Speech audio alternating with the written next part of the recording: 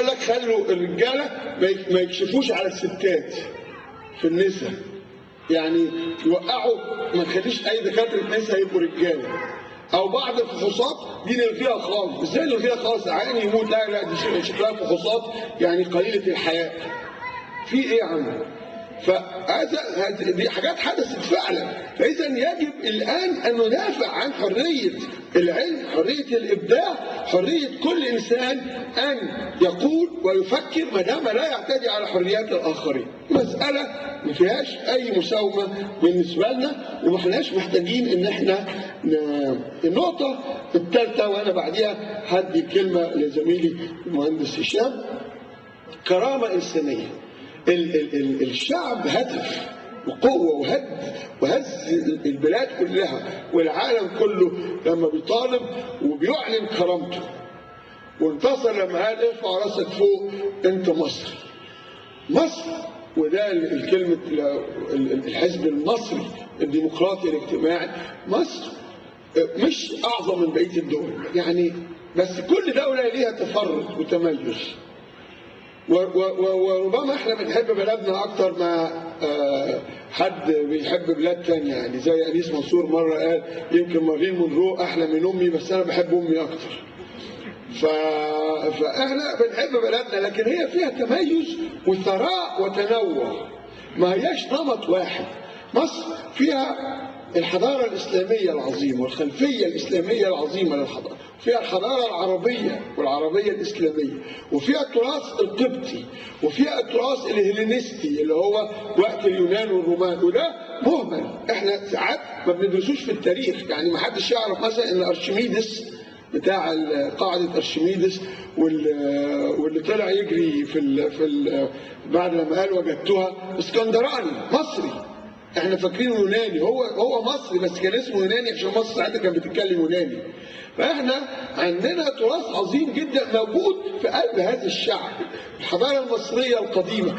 كل ده ليه؟ مصر فيها بدو في سيناء وبدو مختلفين في الصحراء الغربيه وفي الجنوب، في عرب، في عندنا في البحروه غير الصعايده، عندنا نوبيين، عندنا ديانات مختلفه، عندنا مسلمين سنه ومسلمين شيعه، عندنا ديانات خارجه عن الاسلام زي البهائيه، عندنا مسيحيين وارثوذكس وكاثوليك وبروتستانت، عندنا ناس ما هماش يعني عندهم تدين واضح. كل ده موجود في سياق ونسيج الشعب المصري. كل انسان من دول ليه كرامته، انت تختلف معاه تتفق معاه، لكن كونه انسانا وكونه مصريا يعني ان له كرامه. ولما احنا بنهتف كرامه انسانيه يعني كل بني ادم من دول له كرامه.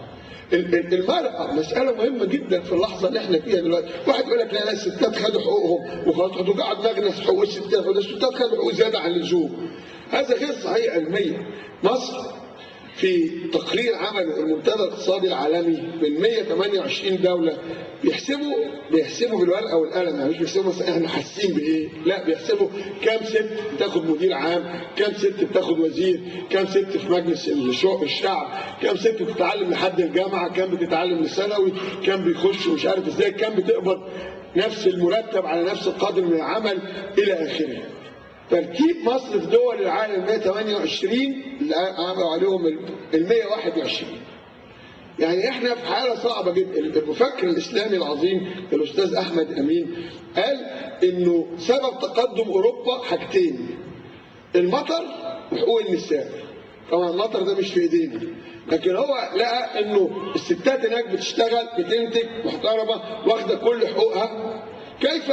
كيف لاحد ان يفسر لي مزيد من التحشم ومزيد من فرض ازياء معينه على النساء، ومع ذلك مزيد من التحرش الجنسي، مزيد من الاعتداء الجنسي، بينما كان في الميدان 300,000 و600,000 و2 مليون وعز ما الثوره قايمه، مفيش ولا واحد بيعاكس واحده.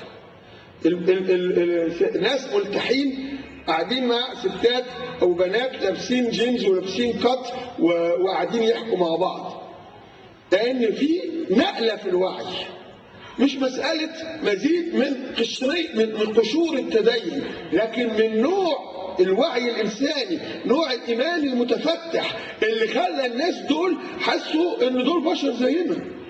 انا سمعت بوداني واحده مسيحيه بتقول لواحد من الاخوان: ده انا كنت بخاف منكم، ده انتوا طب انتوا طلعتوا ما تخوفوش، ولا انتوا تخوفوا برضه بس انا مش عارفه. بقول لا ما نخوف. يعني في حصل نقله في الوعي، نقله في طريقه ان الناس بتنظر بيها لبعض. النقله دي ما تتحققش غير من خلال اعلاء قيمه الكرامه الانسانيه. مفيش حد يتسمى كافر، مفيش حد يتسمى ولا جزء من كيان انسان يتسمى ان ده عوره وان ده عيب وان ده شبهه. كل انسان في كل وقت ليه كرامه كامله. يجب ان هذا الشعار اللي قالته الثوره محدش يفاوض فيه ابدا ولا حد يتنازل عنه ابدا. كرامه كل انسان. لو حد النهارده اعتدى على واحد تاني وانت قلت معلش عشان ده كافر، معلش عشان ده اصله خارج عن الدين، بكره حد هيقول لك وانت كمان انا مش عاجبني دينك. وبعده هيقول لك وانت كمان انا مش عاجبني تفسيرك ويفرض عليك.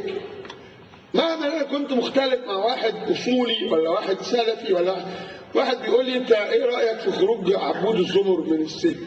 انا طبعا يعني مش حاسس انه ده يعني بطل قومي، وما احبش ان هو يقول الكلام اللي هو بيقوله، لكن من حقه بعد ما قضى عقوبه السجن في قضيه عادله من حقه وكرامته كانسان انه يخرج. بعد كده احنا بقى نتعامل معاه ونتكلم معاه ونقول له انت هتعتدي على كرامه الاخرين، هو ده اللي ادى الى الاعتداء على كرامتك انت. يوم لما انت وافكارك لما احنا بنشيع فكره ان من حقك تفرض عنف على انسان تاني عشان مش عاجبك فكره او مش عاجبك خلفيته او بتبص له من فوق. واحد قال لي الشرطه بتتعامل مع الشعب على اساس طبقي، ومع الأجانب تميزهم عن المصريين، ومع المصريين الأغنياء أكتر من المصريين الفقراء، ومع اللي شكله هيقدر ياخد منه فلوس. واحد في وسط الثورة بيكلمني يقول لي يعني احنا مش ناقصين، احنا ليه واجعين دماغنا كده؟ قلت له يا فلان انت مش ناقصك حاجة وانا مش ناقصني حاجة. انا لو دخلت القسم حد ولقيت الراجل بيلبخ ويعمل مش عارف ايه، ادي حط في ايد ده 10 جنيه وانت هتحط في ده 100 جنيه وان شاء الله هتحط 1000 جنيه عشان تتعامل بكرامه. لكن الناس بتموت من غير كرامه. لكن انا دكتور وعارف ان الناس بتموت في مستشفيات علشان ادويه ب 10 و20 جنيه مش راضيين يطلعها لهم.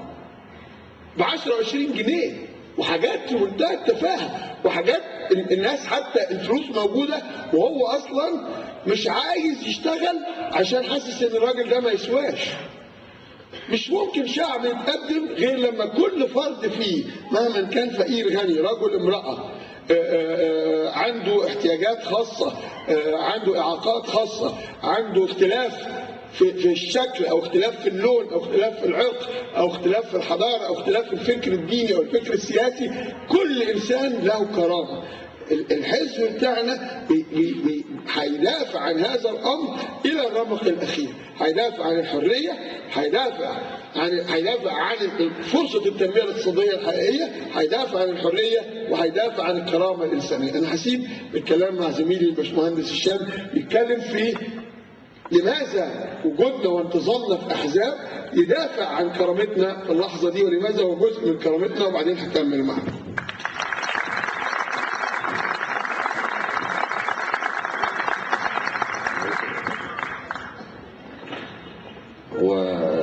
السلام عليكم، مساء الخير جميعا. وطبعا يعني دكتور ايهاب خطيب مفوه، فهو ممكن يتكلم من غير ورق، انا هضطر اقعد عشان يبقى قدامي الكلام اللي انا عايز اقوله يعني.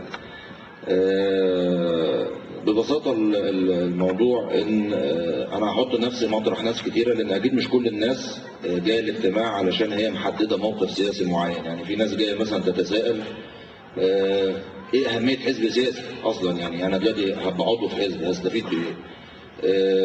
الموضوع ببساطه ان مفيش دوله عايزه تبني نفسها بشكل محترم وبشكل للمستقبل من غير حزب سياسي. مفيش حياه بتستقيم من غير احزاب سياسيه. وبالتالي لو الناس ما دخلتش في احزاب سياسيه بصوره او باخرى، يعني ممكن يبقى ناشط في الحزب او ممكن فقط يبقى هو متابع اخبار الحزب وعنده راي او عنده بيبعت اراءه للامانات الامانه اللي هو تابع ليها وهكذا، ناشط بصوره او باخرى، مش لازم يبقى عمل تطوعي بيضيع ساعات طويله من اليوم او من الاسبوع مع الحزب. لو الناس ما دخلتش في احزاب سياسيه بمنتهى البساطه الاحزاب دهيا هتبقى احزاب ضعيفه. فبالتالي اللي هيحصل كالاتي، ان في حزب كبير معاه فلوس مثلا هيسيطر على بقيه الاحزاب دهيا، وفي النهايه هتنتهي ان الحياه السياسيه تبقى حياه فاشله. او الاحتمال الثاني برضو اللي هو برضو مكمل ليه، ان الاحزاب دهيا ما هياش مختلطه بالشارع، الكوادر بتاعتها كوادر ضعيفه، تمام؟ فالمحصله بتاعتها ان هيبقى البرلمان ضعيف، لان هو مش عامل فرز محترم للشارع اللي هو متواجد فيه. الناس عازفه عن دخول الاحزاب السياسيه لان هي جزء منها ما عندوش ثقه، او جزء منها مش فاهم ايه هو الدور بتاعه، لسه متردد. فانا بجاوب على الناس اللي هي لسه بتتساءل السؤال ده. برلمان ضعيف في النهايه هتبقى عباره عن ايه؟ عباره عن حكومه ضعيفه، تمام؟ ورقابه ضعيفه. هو دي المحصله بتاعت برلمان ضعيف. فبالتالي